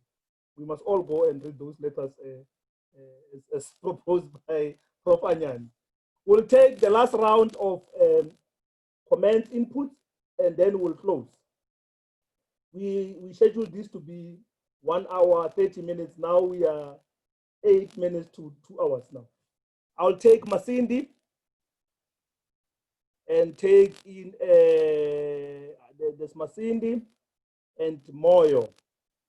Masindi, you can come in. Good afternoon. I would also want to apologize. You know, as women, there are kids around us, so we don't want to, you know, infringe on their rights as children. They shouldn't be on social media at the moment because we need to protect them. But at the same time, I want to make an input regarding issues of politics to say, when we look at South Africa at the moment, it finds relevance because of poverty that is in the country. Because my thinking is, if people were well off, we wouldn't be experiencing what we are experiencing at the moment. So it means because they are relevant through poverty, the systems and everything would be designed and, you know, enhance this poverty so that people can continue to be dependent on the same state. Because when one looks at how we deal with issues of socio-economy, we do it in such a way that this person that you have given 350 as an example for grant this month will still come back next month, because between the 350 that was given in July and August, nothing has happened to ensure that there is improvement in this livelihood of this person. And I wonder if I'm the only crazy person who asked herself this question: how can a country with, you know, I'm just estimating to say 60 million people loan 500 billion rands in order to address the economic needs of the same people? Of course, you know, in governance, what I'm saying is, has never been done. But how do you ask for 500 billion in order to address issues that affect the 60 million people? What was so difficult with giving these people 1 million each and return the 400 billion, 950 million back to wherever, you know, the IMF and the World Bank? So hence I'm saying all the systems are created in such a way that when I got my grant this month, I would still go back and ask for more grants. So far, I don't see so much effort, you know, concerted in ensuring that there is a significant shift in terms of where people find themselves. You know, Professor Hanyani spoke about people understanding their rights. I work for social development at the moment. My village is somewhere around Ramolepo, not far from where Murifi married. I tried, you know, because I work for social development. SASA is part of us. When I arrived in the village, I made sure that I link, you know, the poorest with the same system that have been in place. Guess what? It was in end of March when we started with this whole process. People only got those groceries around July when I was back in Gauteng, not everyone. So you can, I don't know, something is just not okay with how the politics of the country interfere with administration. When it comes to issues of ethics, I don't even want to go there, because every speaker here, you know, confirmed that how do you take people who are not qualified? By the way, qualifications comes with all those things. We are taught about the values, we are taught about the principles, we are taught about management. And the same politicians, majority of them who are in the power, don't understand all those things. And I'm saying issues of ethics, I'm not even going to go into that, because they come with a little bit of understanding of where we are, what our role is. But for the fact that we know how does one become a ward councillor, if you have support, actually majority are just placed there in order to be used. So you don't expect majority of people who have been co-opted in order for them to be exploited to do things the correct way.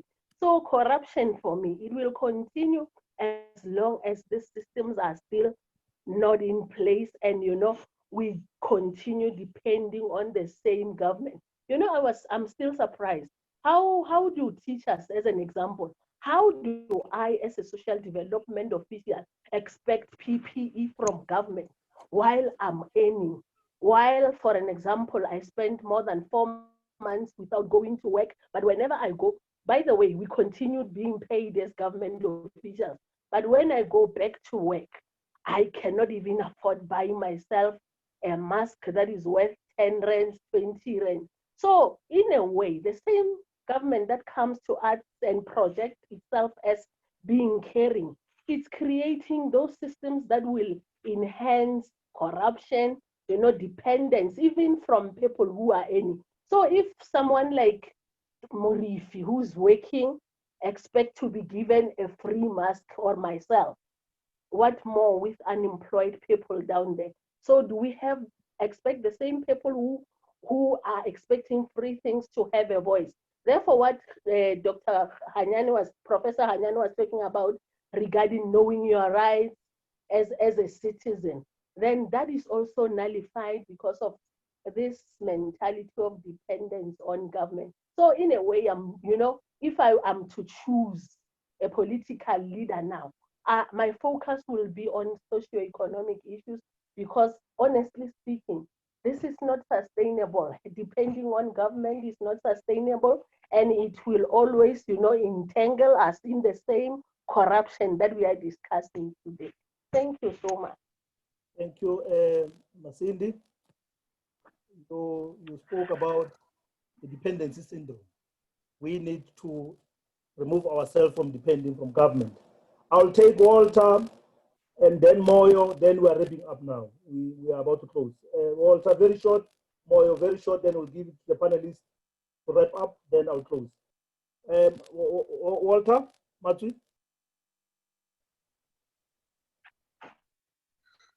Thank you. Thank you, Untitled Rakolote. Maybe perhaps maybe let me just thank everybody for a nice Saturday debate. But obviously, I knew even when I made my inputs that,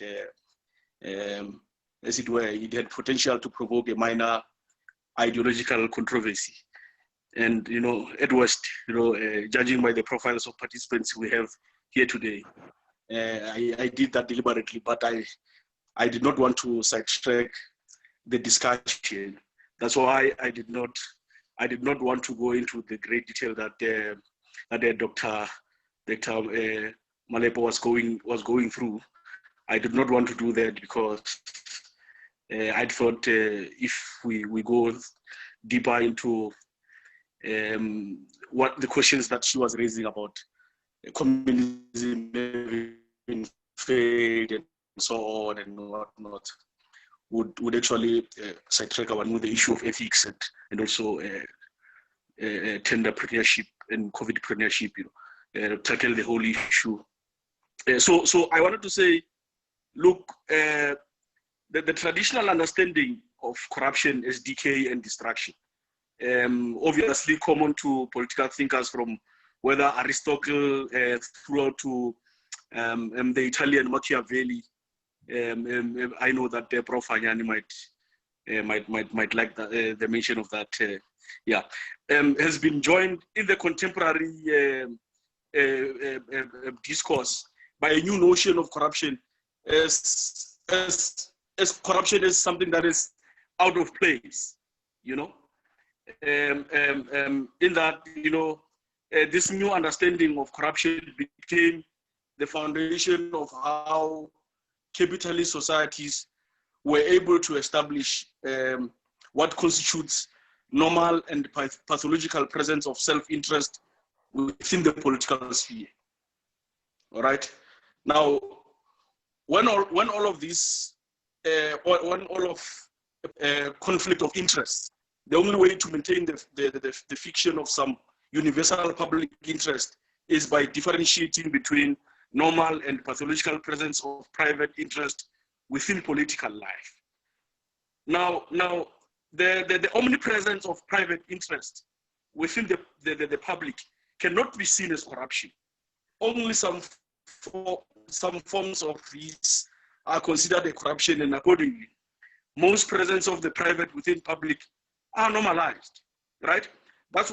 This takes back to what Murifi said earlier on when he was making his presentation, to say corruption in the public sector is normalized, in private life, it's normalized. Self-interest and personal accumulation of wealth has been made a guiding principle of our society. There is an edge for everyone. There is a pressure for everyone, all of us, to get rich at all costs. Because this is within the DNA of capitalism itself as a founding ideology. Because what I'm gathering is that colleagues their inputs are directed at trying to explain that if you do 1 or 2, 3 things, if actually capitalism can be able to work. And I understand. Professor Ajani was speaking about the issue of decoloniality, the type of education that we are being taught. We are all being taught that corruption is a system that has got errors and it can be perfected. And that is what the neoliberal education that we are receiving from institutions of higher learning throughout our years of study teaches us that in fact you got to, I mean, in South Africa we are just told that we got to deal with corruption. But I mean, countries like America is a big corruption scam as a country.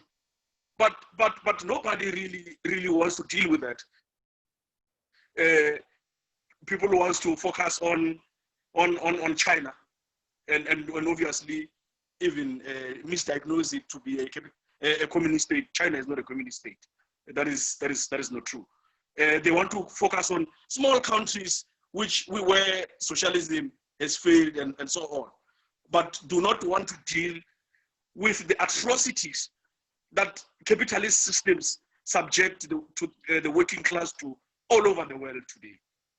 Today we are talking about, you are worried about COVID corruption, Prof. I'm saying to you that go and look at the bloodbath, the unemployment bloodbath that we are going to find ourselves in when statistics for the COVID-19 period are being unveiled by Statistics South Africa. You will see that actually this is not a problem of COVID-19. This is the problems that are inherent in capitalism as a state, as a system, because it's volatile. That is how it is. Every time you will see, you can look at the Great Depression and look at all significant events throughout history that where countries were plunged into economic crisis. It is always capitalism at the center. Look at Greece recently, a very beautiful capitalist society. The people of Greece today are plunged into inequalities, famine, and the government, the European community there cannot even help Greece get out of the doldrums of the collapse of the economy. So I just wanted to make that point and say thank you, Mr. Rakolote, for admitting me into your discussion. Thank you, Walter Matsi. Very passionate on the issue of socialism and saying we are in this problem because of capitalism.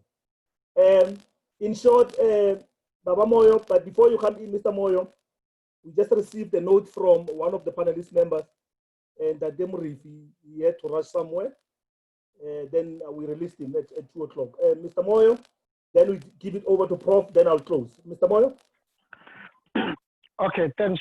Can you hear me now? Yes. The last time my mic had a problem. Okay. Yes. Guys, Prof. Hanyane, Dr. Singh and everybody else, Sediko. I want to say these things that I'm going to say very brief without being emotional. But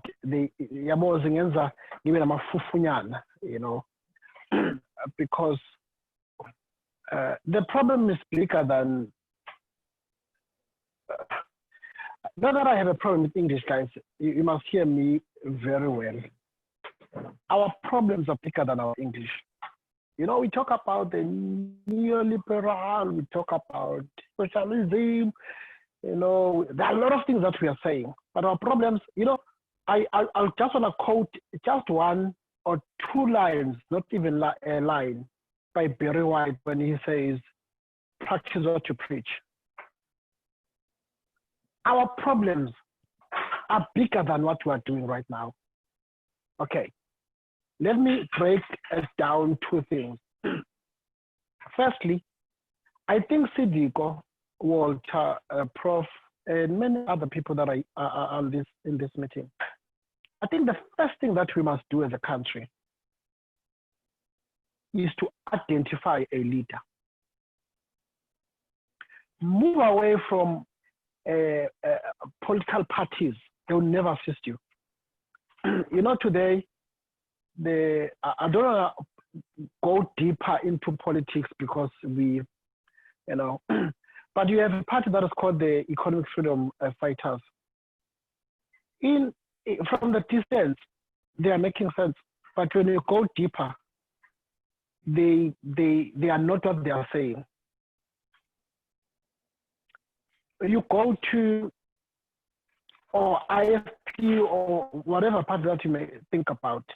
Okay, before, Prof, I should have said, before I said anything else, I should have said the problems of our country, all our social problems, they've entangled themselves or they've aligned themselves in political parties. So if you want to help the state, you must deal with political parties. The problem are political parties, all of them.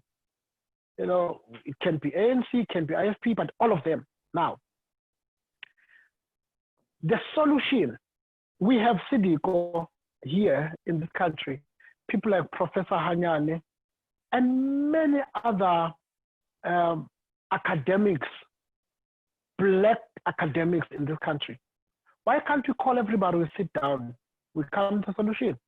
We identify a leader to say, here's the problem of the country, here are the solutions, because remember, they will come with solutions.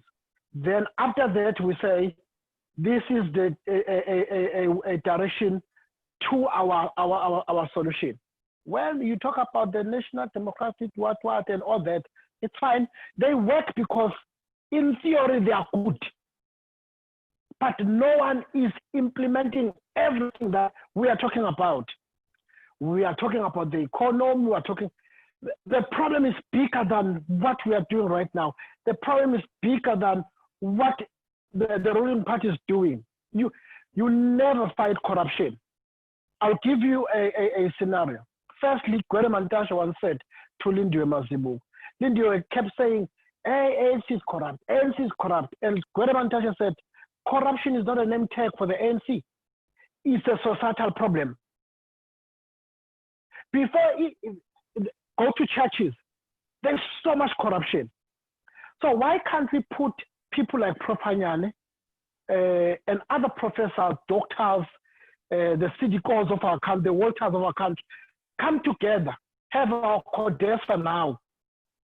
A CODESA that is not pushed by the ANC. And by the way, Walter, I'm not advocating for socialism. Socialism is as bad as capitalism. So don't ever think there's a system that is better than the other system. You need to create your own system. A system that will even develop your languages. A system that will develop your economy. A system that will develop your own currency. But I said to you, the problem is bigger than what you're doing. Our problem, the country, okay, say Sediko. Our problem, the country is led by foreigners. We must close the door. Before I go, I'll give you something that once happened some 3 or 4 years ago. We are speaking with another minister somewhere. And we asked the minister, why do you take a private jet? You go to a certain country to negotiate for certain people. And the minister said, hey guys, you don't know what's happening when you are wearing a black suit. That was the answer. The problem, so Prof, if you want to deal with the problems of this country, the problem of this country is not a black man. The problem of this country are people behind the black man. we can read all the books. I'm gonna read the book that you were talking about. I'm gonna buy it. I'm gonna read it. But we can read all the books that are in the world. The only solution, Professor Hanyan, I am challenging you, Sediko, Walter, Dr. Ntabseng, and many others. Let's have our own CODESA. We can start small. Take over the country. That's what we must do. Take over the country, but take over the country when we have a Okay, what is it?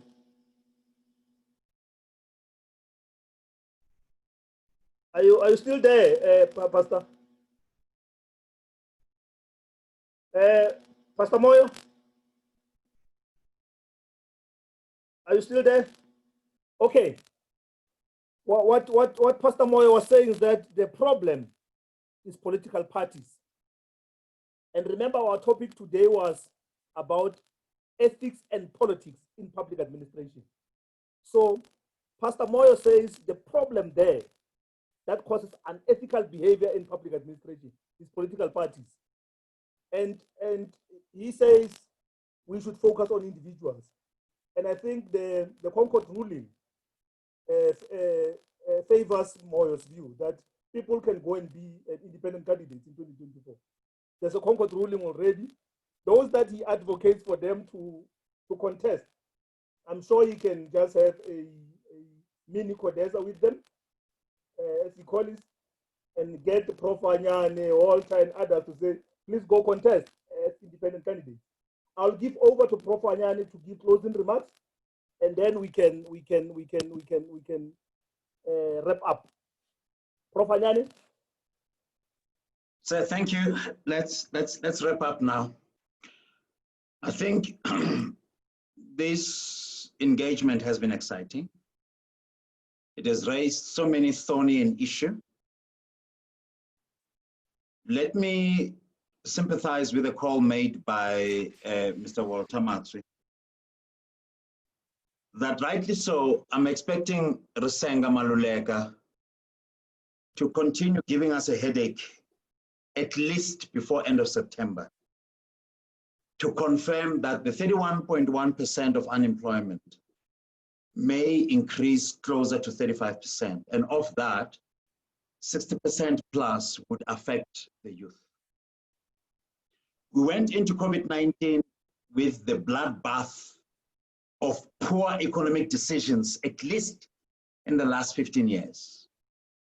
Lack of industrialization, lack of investments, lack of creativity and innovation, lack of making sure that each time we need to drive investments, the youth with the right skills gets to be the beneficiaries of whatever initiatives that we think of.